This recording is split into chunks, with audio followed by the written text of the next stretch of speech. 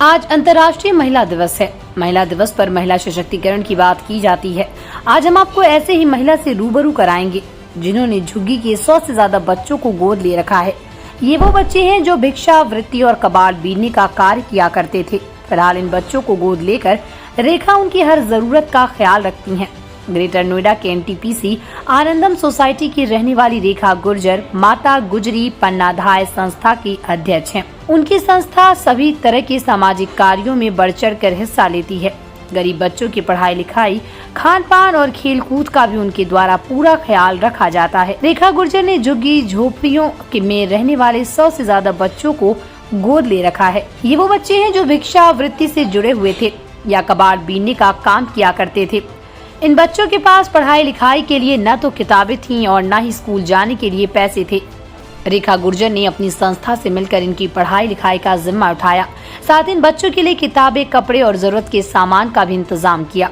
इन सभी बच्चों को आसपास के स्कूलों में प्रवेश दिलवा चुकी हैं। रेखा गुर्जर ने बताया कि उन्होंने कोरोना के दौरान जरूरतमंदों को राशन देना शुरू किया था। कासना की झुग्गियों में जाकर वो बच्चों को राशन वितरित करती थी। जो भी लोग पलायन कर रहे थे उनको भी रेखा के द्वारा राशन वितरित किया गया। उस दौरान झुग्गियों के उन बच्चों को मिली जो कूड़ा इकट्ठा करना या मजदूरी करने का कार्य करते थे।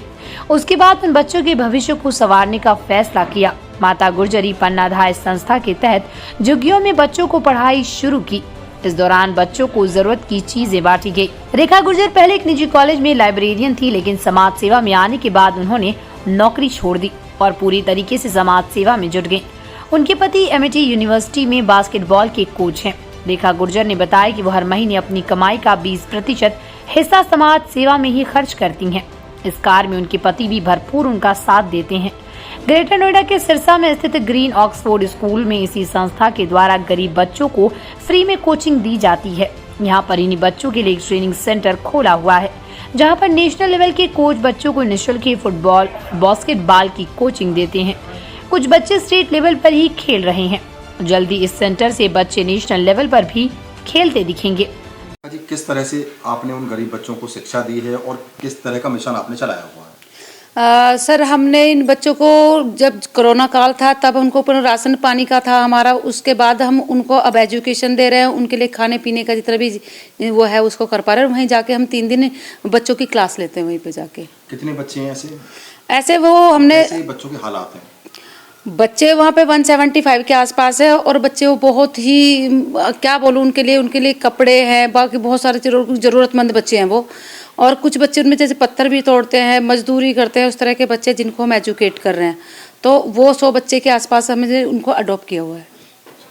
मतलब स्पोर्ट्स के उसमें क्या कर रहे हैं बच्चों के लिए? स्पोर्ट्स के लिए हमने Oxford green public school Sirsa में हमने बास्केटबॉल, फुटबॉल की कोचिंग सेंटर खोला हुआ है, जिसमें नेशनल लेवल के जो रेफरी हैं हमारे वो कोचिंग दे रहे हैं वहाँ पे जाके, जिसमें हमारे बच्चे स्टेट लेवल तक जा रहे हैं और आगे की प्लान हमारी यही है कि बच्चे राष्ट्रीय स्तर तक जाए।